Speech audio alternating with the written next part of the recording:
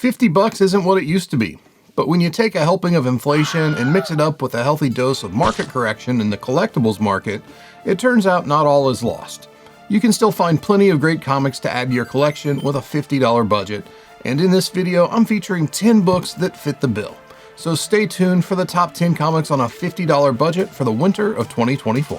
Bronze Age horror may be the flavor of the week, but our number 10 book is a Copper Age horror book that it'll haunt your dreams. Sandman #4.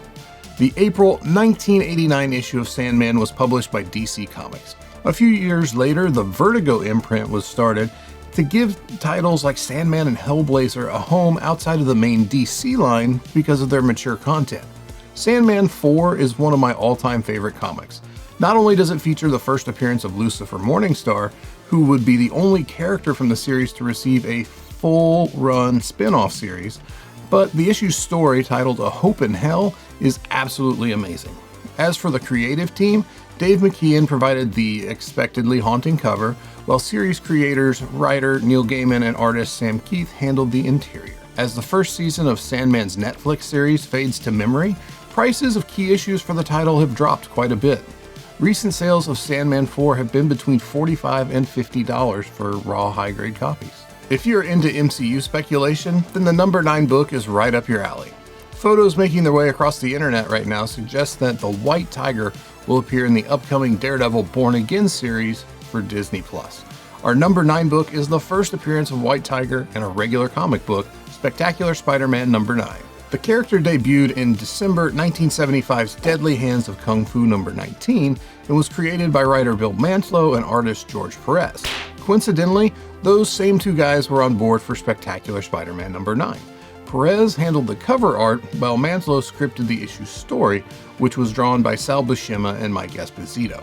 Recent sales for mid-grade copies have been coming in around $25, while high-grade copies have been selling for upwards of $45 in recent weeks. We've all got to start somewhere, and if you're trying to break into comics, that somewhere is typically pretty weird. Today, Greg Capullo is one of the most well-known artists in the hobby, with a portfolio of work that includes iconic runs on titles like Spawn and Batman. But before all of that was our number 8 book, Gore Shriek #1. Published in January 1986 from Fantico Enterprises, Gore Shriek #1 includes an untitled 8-page story from writer Bill Townsend and a brand new artist named Greg Capullo. Gore Shriek was a small press horror title that ran for a total of 6 issues.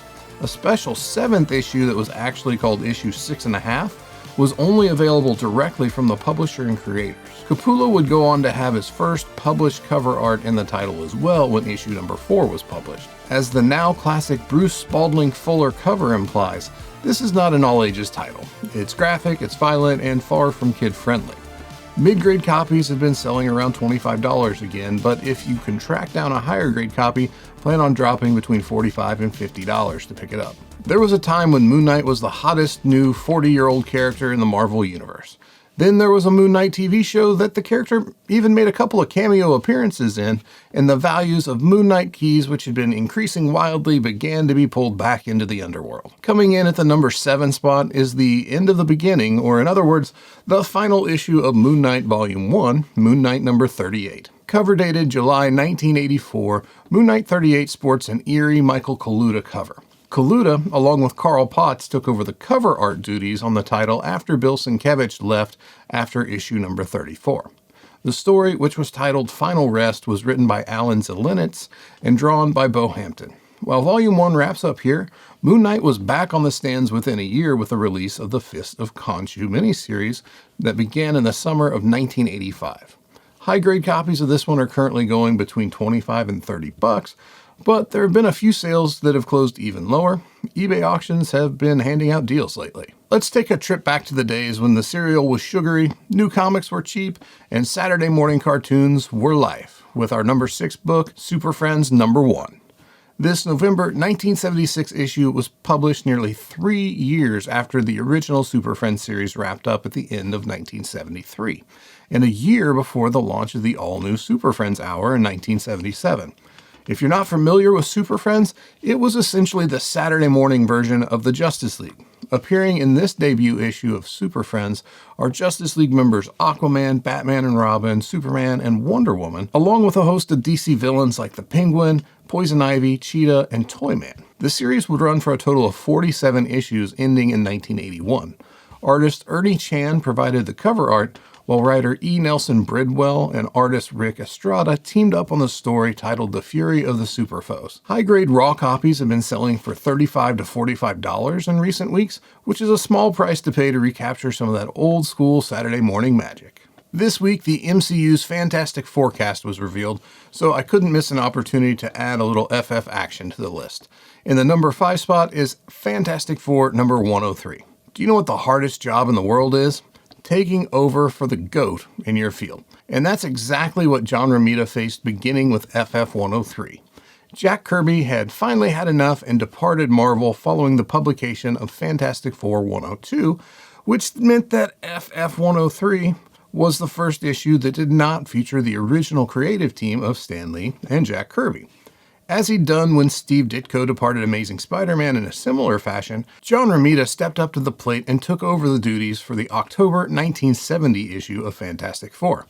This Bronze Age banger has quite the tale inside from Stan Lee, as we see the Fantastic Four face off against Namor to try and prevent a war between the US and Atlantis.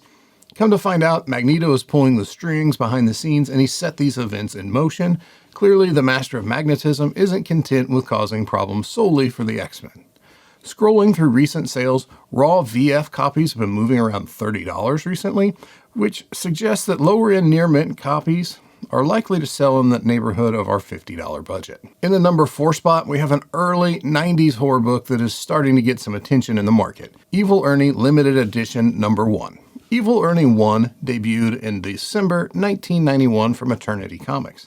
The series wrapped up with the release of issue 5 in May 1992, and just 1 month later, Adventure Comics released Evil Ernie Special Limited Edition number 1, which was a reprint of Evil Ernie 1 with some additional content tacked inside. What makes this particular issue special is that for the very first time, series artist Stephen Hughes gets to provide the cover art. Hughes drew the interior for Evil Ernie's 1 through 5, but artists Eric Mack and Tim Vigil were tapped for the covers. And it may come as no surprise that Hughes was a fan of pre-code horror and looked to the genre for inspiration with his first Evil Ernie and Lady Death cover opportunity. Some consider the special limited edition to be an homage to Weird Tales of the Future number 3. Whether or not that's true, I can't really say for sure, but anytime you get to reference Weird Tales of the Future, you do it. Brian Pulido, the creator of Evil Ernie and Lady Death, is even on record claiming that the print run for this issue is roughly 12,000 copies. So even for a reprint, it's relatively limited in availability. Recent sales have been pushing up to, and in a few occasions, just beyond $50 for high-grade raw copies. Speculation seems to be picking itself up off the mat with the release of the Deadpool and Wolverine trailer on Super Bowl Sunday. One of the books that is catching a bit of a bounce is our number 3 book, Wolverine number 155. This October 2000 issue is part of a 2-part Wolverine and Deadpool battle. Deadpool co-creator Rob Liefeld is the creative force behind this issue as he handles the story plot, interior, and cover art. Liefeld's cover art is an homage to Todd McFarlane's Incredible Hulk 340 cover, and luckily for us, no feet were harmed in the drawing of this cover. Wolverine 155 has been popular with collectors for some time now, and having both Wolverine and Deadpool in the MCU appears to be pouring even more fuel on the fire. Recent sales have been sneaking above the $50 mark sporadically, but there are still plenty of copies moving at and under $50, so be patient and you can land a copy and stay on budget. Our runner-up is a fitting pick as we just observed Valentine's Day earlier this week. The number 2 book is Batman Adventures Mad Love. A celebration is in order because Mad Love just celebrated its 30th birthday. Published in February 1994, Mad Love features just the second appearance of Harley Quinn. In fact, the entire 64-page story is all about Harley, as we also get her origin story and meet her beloved pet hyenas, Bud and Lou, for the very first time. The story was written by Paul Dini and Bruce Timm. Timm would also draw the cover and interior art as well. Mad Love came in one of 2 formats, a standard comic book and a prestige format with a heavier paper stock cover. One thing to be on the lookout for if you're considering the Prestige format edition. There are 3 printings of the Prestige edition, all of which have the exact same cover. You can tell them apart by checking the indicia or the barcode suffix on the back. First prints end with 111, second prints end with 112, and third prints end with 113. Checking in on recent sales, there have been multiple sales between $40 and $50 for this underrated Copper Age classic. Topping the top 10 comics on a $50 budget for the winter of 2024 is Daredevil 170. A classic issue from the Frank Miller Daredevil run, Daredevil 170 marks a major shift in villainy in the Marvel Universe. It's here in Daredevil 170 and the following issue where the Kingpin makes his transition from not only being a Spider-Man villain, but also to becoming a significant Daredevil villain. Despite coexisting for over a decade, this was the first meeting of Kingpin and Daredevil. And if you're like me and grew up in a post-born-again world, it seems almost incomprehensible that these two characters weren't always at each other's throats. But as they say, truth is stranger than fiction. Published in May 1981, DD 170 is peak Frank Miller Daredevil. Elektra had just debuted, the Hand were about to show up, and this is just the 3rd issue that was all Miller. The story? Yeah, he wrote it. The cover? He drew it. Interiors? Yeah, it was Miller. Recent sales have been ranging between $30 and $45 for this issue, and there appears to be an openness to paying a premium for newsstand copies in the market, which doesn't make a lot of sense to me since, as previously mentioned, this issue was released in 1981 when they were more common. With Daredevil Born Again on the horizon for Disney+, I wouldn't be surprised in the least to see books like Daredevil 170 increase in popularity once this classic comic book rivalry finds its way back into our living rooms. It's hard to believe that winter is already winding down. We just have one video left in the Winter Top 10 series, the $20 Top 10, and that'll be coming out in early March. While winter may be settling in for a long nap, things are starting to heat up for us here at Como Comic Books. Convention season is just a couple weeks away, and we'll be kicking it off in style at Planet Comic Con Kansas City, March 8th through the 10th. Booth numbers were released this week, and I'm happy to report that you can find us once again in booth 1311. This will be our 3rd year there, and once again, we are the first strictly comic book vendor attendees come to when they step off the escalators and make their way onto the show floor. This show has a great guest list this year, and there are some amazing vendors setting up in addition to ourselves. If you're in the area or looking for a new convention to travel to, I hope to see you there. Collect responsibly, and I'll see you in the next video.